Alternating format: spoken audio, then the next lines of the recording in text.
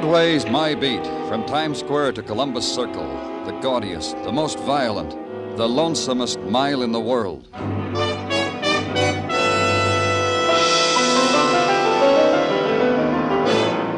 Broadway's My Beat, with Larry Thor as Detective Danny Clover.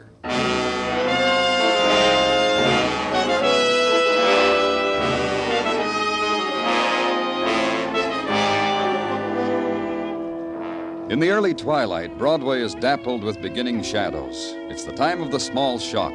The springtime's day starts its long scream down into night. It's time clock time, the hour for going home again. Close the ledger, lock the store, figure the overtime, smile at the boss, and out into the street. Blink, then run. The subway waits for no man. Home again. End another day again.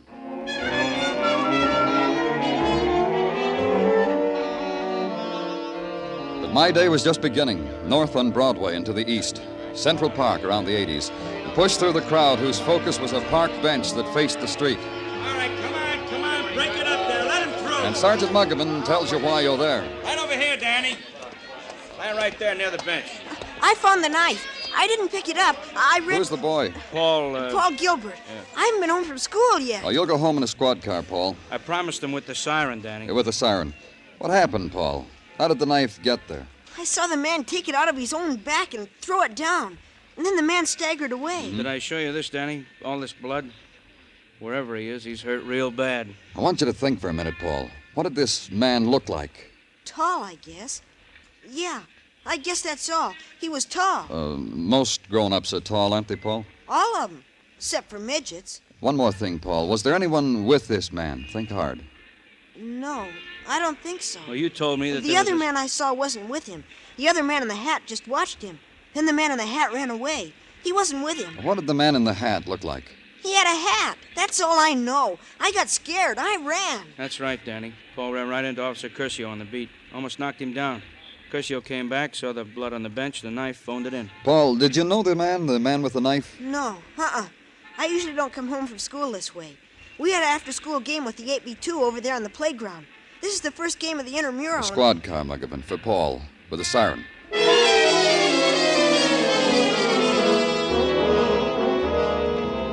Then the careful tracing, the sifting through the shadows of a city, the dust of a city, the hiding places of a city into which a wounded man must crawl and lie for a time, and then wander in search of a kindlier place, a darker place, and leave behind him the trail of the wounded, the blood of his life.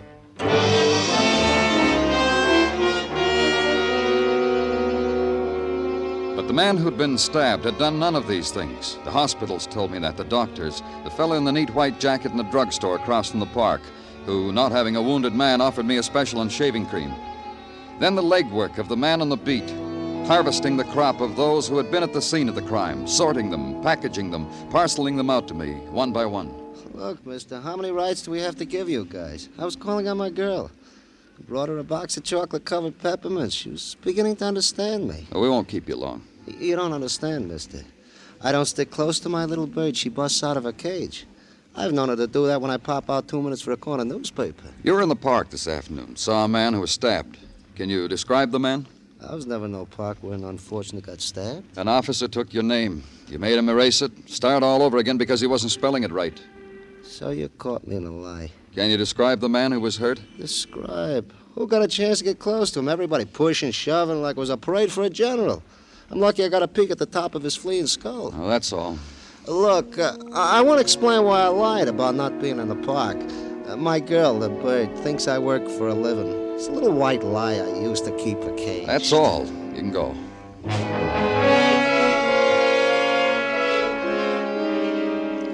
Then the man who is eager, whose eyes dart and pierce, who follows you as you move away from him, stays close to you, needs the lapel of your coat. I was real close to him. He had a knife in his back. He breathed in my face. I could tell you the color of his eyes, how close I was. Now, tell me. Blue eyes, washed out blue, and no tears in them, no tears at all. No remorse for the evil doing that had brought wrath upon him. Blue eyes. What color hair? Dirty, a dirty color, all matted. No, it was blonde and shining. And there was a kind of light that shone about it. That's because he was dying. dying in protest against all the wickedness that'll drown us all. A big man, a short man, What does it matter how he looked? I was close to him, I tell you. He reached out his hand to me, touched my hand, the tears on my face. Help him out of your office. Motion a policeman over. Watch him be gentle with the man. Take him away. And then motion for the next one to come in. I realize, of course, that you're imposing on my time. Not that I mind. It could be a welcome relief from those spoiled monsters I simper and smile at and diaper. You're a nursemaid, Miss Cram, is that right? Call me governess, and call me Virginia. Miss Cram doesn't sound like me at all, don't you think? You take the children to the park every day? From 4 to 5:30, except on rainy days. On rainy days, the children and I stay at home, and I'm permitted callers from 4 to 5:30. That's on rainy days. You told an officer you saw the man who was hurt. I was making conversation. I needed that to get those brats out of my hair. You didn't see him? I wouldn't have gone near him. But I can tell you who did see him, the looker. Who? The looker. All of us in the park know her. She sits in a window across the street on the 5th floor, watches every move we make every day. Sits there and watches. It makes you feel as if you're being spied on, know what I mean? 5th floor, in an apartment on 80th and 5th. Oh, you can't miss her. Just stand out in the street for a while. Her eyes will bore right through you. But on a rainy day... I know, you're permitted callers. That's all, Miss Cram.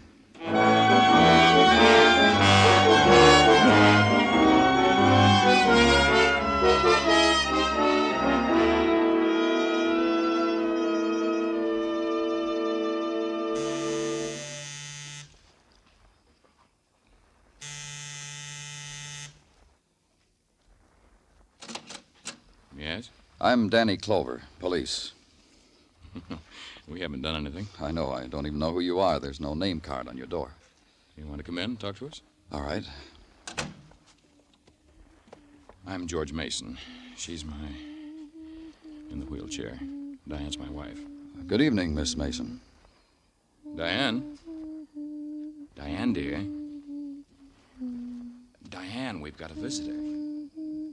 He said good evening to you. Say hello, Diane. This is Mr. Clover. He's from the police. Mr. Mason, there was some trouble earlier across the street from you. Talk to her, will you? I'm trying something. Maybe it'll do her some good, talking to her. No one ever does, you know. You just talk to her and I'll answer you. All right. There was a man stabbed across the street from you, Mrs. Mason, in the park. Yes, I heard about it when I came home. Have you found the man? No. Mrs. Mason, I understand that you sit by a window every day. That's right, that one. She sits there, watches. It's her pleasure. Today? Every day. Then she must have seen what happened. She must have... Pretty. What? What are you trying to say, Diane? Can't you see how it is? I'm sorry. George, Yes. What is it? I saw a man today. I saw a knife today. Is there anything you can do? Can you talk to her? Diane... A man today. A knife today. Yes, well, can you tell me what the man looked like, sweetheart? Knife. Was he a big man? Was he a small man? Was he a nice man? Man. Did you like him?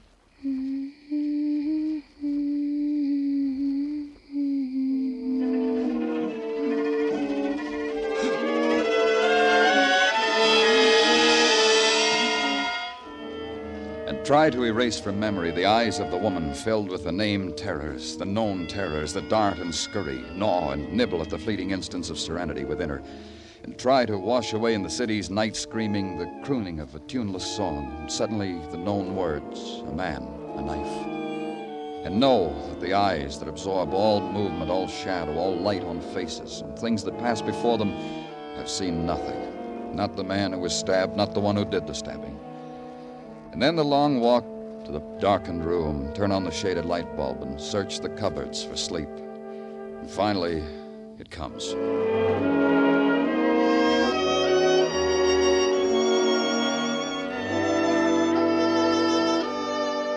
In the morning, the scorching cup of coffee, the walk to headquarters, and the cheery greeting on the threshold from the cheery Sergeant Tartaglia.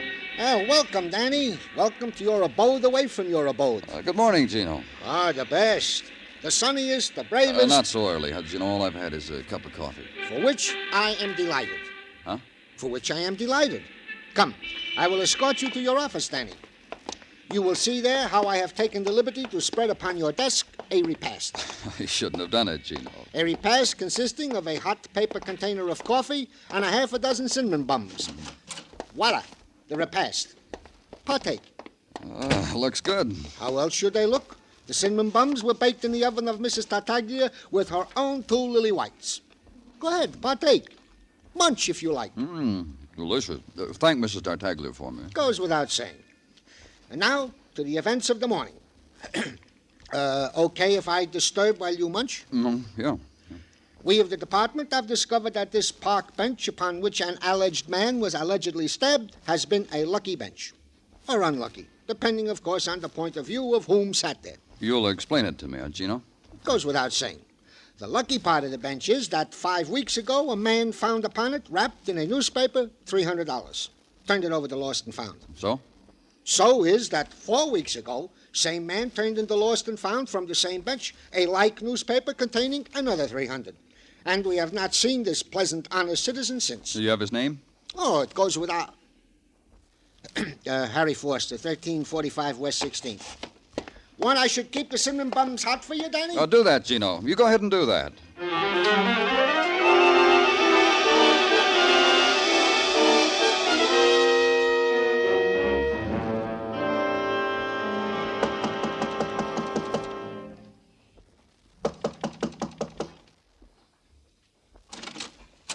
Please help me.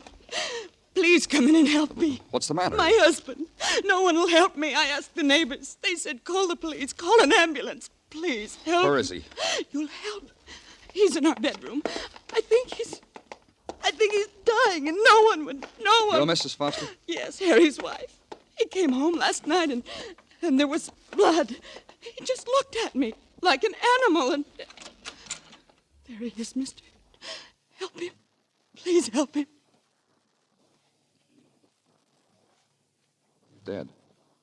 No, you're wrong. He's been dead for a long time. He was asleep. Only asleep.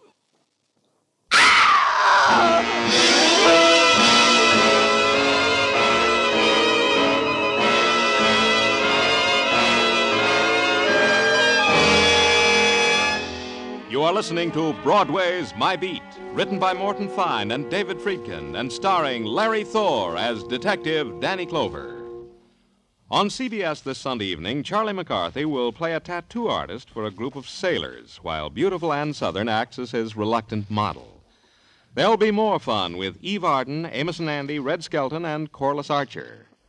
Stay with CBS this Sunday, for these great comedy programs will be heard on most of these same stations.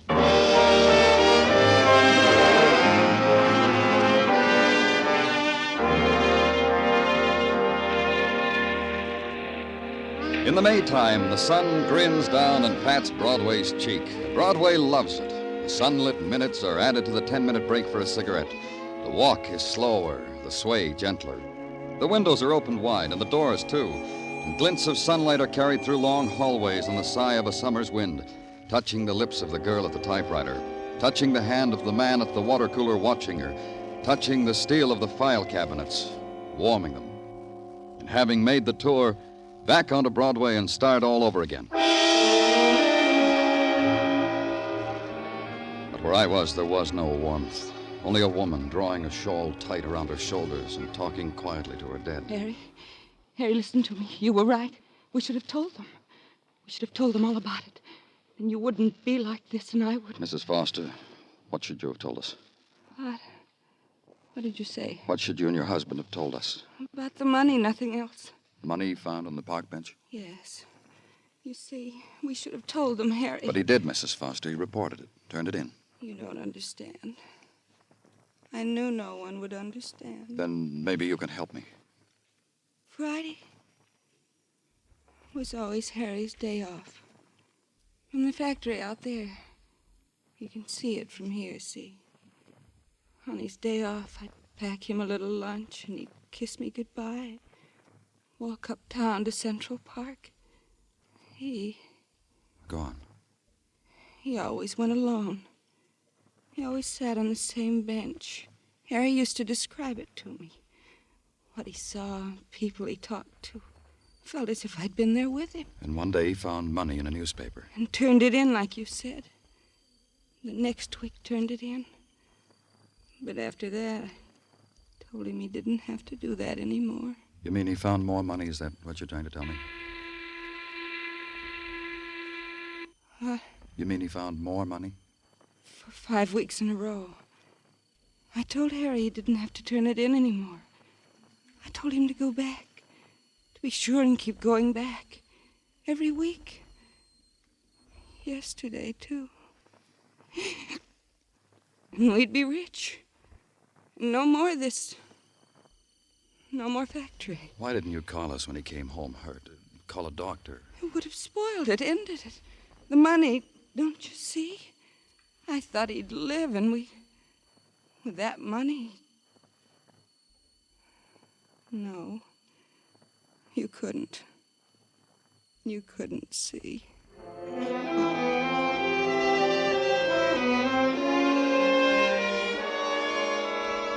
Then she turned from me and walked over to the window, stared out of it. Across her shoulder into the noon sunshine, I could see the factory emptying its lunchtime employees, the crowd breaking off its fragments, to the curb with the lunch pails, to the push carts for the ham on white and coffee. Then the other sound, the feet in the doorway, the entrance of the professionals, coroner, photographer, reporter. The man had been murdered. I left.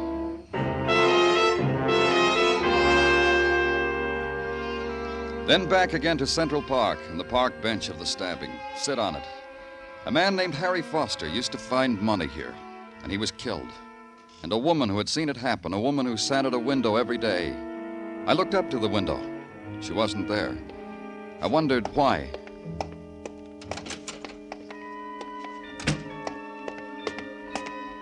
I knew why. She was in the wheelchair. There was a man pushing it carefully down the steps. Can you scooch a little to the side, friend? Oh, need a hand? Yeah, if you want.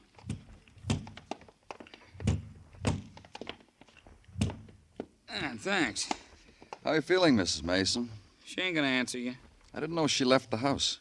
Why should you even bother? Oh, I'm Danny Clover, police. Oh, hi, I'm Ben Taylor. Got a U-drive down the street. Only Mrs. Mason here, different. Kind of a take drive. Oh, I see. Just today? Oh, no, all the time. From 1 to 3, the element's willing. I take her for a ride. Sometimes here, sometimes there. Oh, sure. Right away, Miss Mason. See you, Danny. Oh, wait a minute. How long have you been doing this, Ben? Right. Well, since her accident. Since at Coney last year. Hurt her back. Here and up here, her head. Right. Car ride. I guess I better take her. I heard her cry like that before. I can't stand it. Sure. It's a nice day, Mrs. Mason. I hope you enjoy your ride. Oh, she will. She likes riding in the car. See you around, Danny.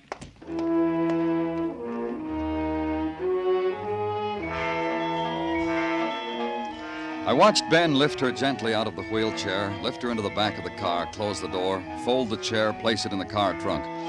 Then back and saying something to her. She looked up for an instant. Her eyes found me. Then she smiled and shaped a lost word with her lips. They were gone.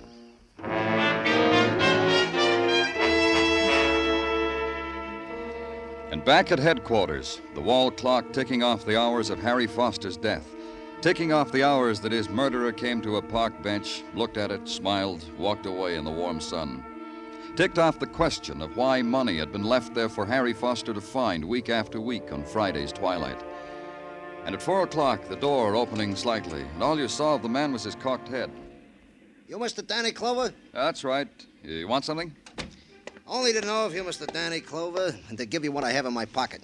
They said I should give it to you, you being the interested party and all. What have you got in your pocket? This, an envelope, stamped and everything. I found it. Give it to me.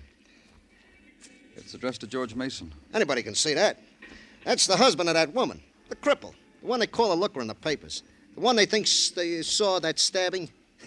I did right bringing it to you, huh? It's been opened. You opened it? Don't lie to me. You opened it and then resealed it. All right, I opened it. I'm a normal kind of fella with all the normal curiosities. First, I was going to mail it when I found it. But then I saw who it was addressed to. I couldn't restrain myself. I'm like the proverbial cat, Mr. Clover. It could make trouble for you being like that. Not when you see what's in it. Not when you see what it says. It says, you've made a terrible mistake. That's all. Not another word. See? You can't do anything to me for just reading that. You just read it yourself. That's why I brought it to you. Because I'm a cooperative citizen. Where'd you find it? At Grant's tomb. You know, I've been curious about that tomb for years now. Finally, I took time off to go to study it. Then I found a letter on the steps. And I never did get to really study Grant's tomb. Tough. You'll stick around, huh? Some of our boys want to have a long chat with you. They enjoy curious fellas. Sure, anything you say. I'm nothing if I'm not cooperative, just nothing. I wouldn't say that, but you stick around, huh?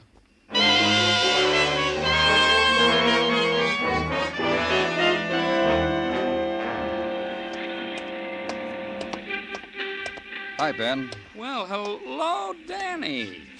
Hey, how do you like this, huh? I rigged up so when it's a sunny day, the telephone is on the outside of my shack. Inspiration, huh? Fine. Who wants to be on the inside when outside it's sunny? You car renting, Danny? I can give you rates. Just talk. If you don't do business together, we never become enemies, huh? What's on your mind? Mrs. Mason. Ah, yeah. Sad, huh? You know, if you set your mind to it and consider all she's been through, and then look at her, she's a pretty woman. I noticed. You said she was hurt in an accident at Coney Island, Ben. What kind of an accident? On the roller coaster. You know, one of them rides. Fell off right near the end of the ride. She stood up, fell. Was she with anyone? Yeah, her husband. You want to know something? In spite of the heartbreak of having a wife like that, you know, Mr. Mason is one of the nicest guys I ever met. What about Mrs. Mason, Ben? What about her? Can anyone ever talk to her, have a conversation with her? I talked to her. About what? Things. You know, ain't it a pretty day, Mrs. Mason? Is there a draft on you, Mrs. Mason? I talked to her. But she just hums and sings. But you know, I think she's getting better. Maybe I'm contributing. Where'd you go driving today? Down Riverside Drive. You know, the river, Grant's tomb, the churches. Thanks a lot, Ben. Anytime, Danny, anytime at all.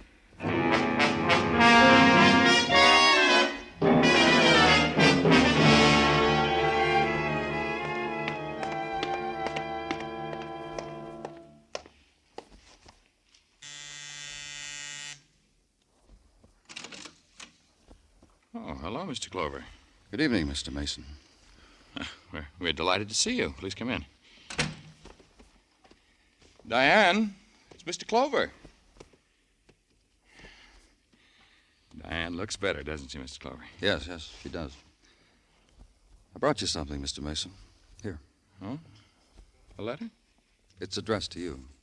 Read it. I don't understand. Read it. Yes, it is. It's addressed to me, but it's been opened. That's right. Read it. All right. The note says you made a mistake, Mr. Mason. Mrs. Mason, your husband might be electrocuted for a murder he committed. Leave her alone. I wasn't going to touch her. Cut it out, Mrs. Mason. What's the matter with you? Have you gone out of your mind, Clover? I said cut it out, Mrs. Mason. I told you leave her alone. All right, you've come here to accuse me of murder, but leave her alone. George. Don't worry about anything, dear. Get me a drink of water. What? What did you say? A drink of water, George. Cold water from the refrigerator. Diane. Darling, a drink of water. Do it. You won't be able to wait on me anymore. Mr. Clover's going to take you away from me. You're talking like you know what you're saying. You do know what you're saying. What's happening? What's happening to us? It's already happened. It's all over.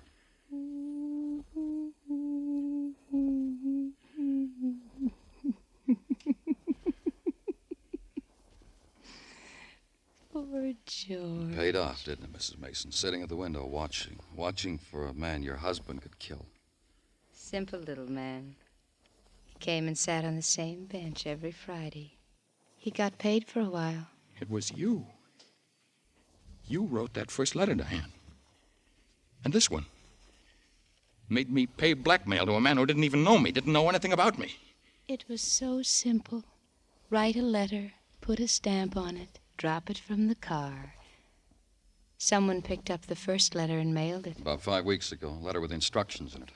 Why, yes. Leave money every Friday on the park bench. And the man who picked it up, Mr. Mason, you thought was a blackmailer, so you killed him. She's crazy. She really is. She's crazy. No, I'm not.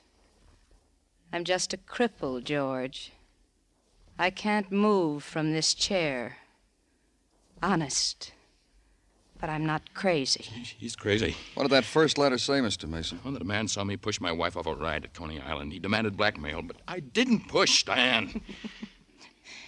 Then why did you pay the money, darling? That you weren't going to let your husband alone, were you, Mrs. Mason? Even after he did what you wanted him to do, murder a man. Another letter that one your husband's holding, telling him he killed the wrong man. It's not much to ask, is it? Wanting George to suffer? Look at me. You're an accessory, Mrs. Mason. Am I? What can you do to me? A cripple in a wheelchair. In a prison? Will that be different? Tell me how. I didn't push you, Diane. I didn't push you. You fell off that ride. You fell. Liar. Diane.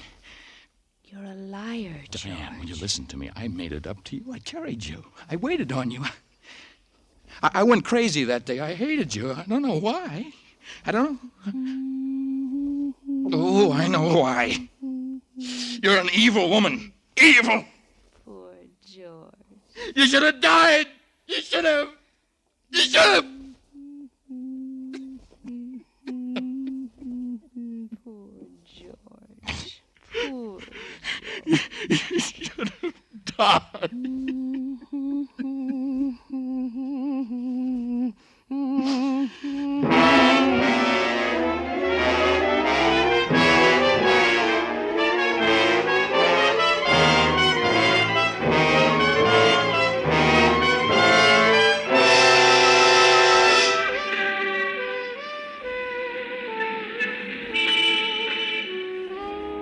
It's night on Broadway now.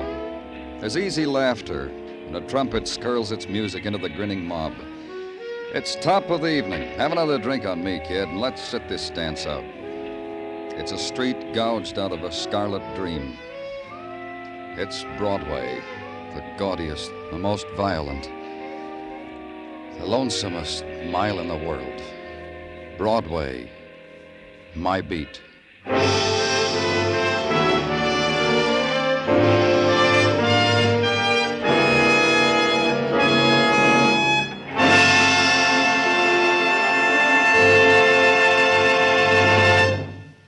Broadway's My Beat stars Larry Thor as Detective Danny Clover with Charles Calvert as Tartaglia and Jack Kruschen as Muggavan.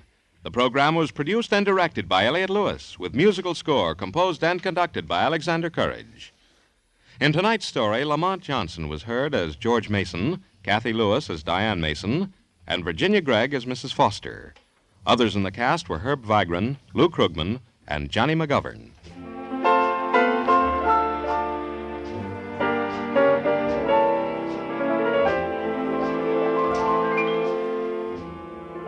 Every Saturday night, Jan Murray takes a tip from Danny Clover and goes looking for people.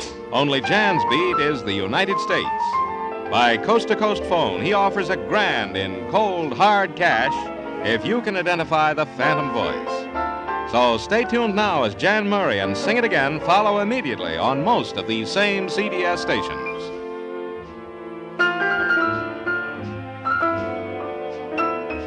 Joe Walter speaking. This is CBS, where you laugh at Jack Benny every Sunday night, the Columbia Broadcasting System.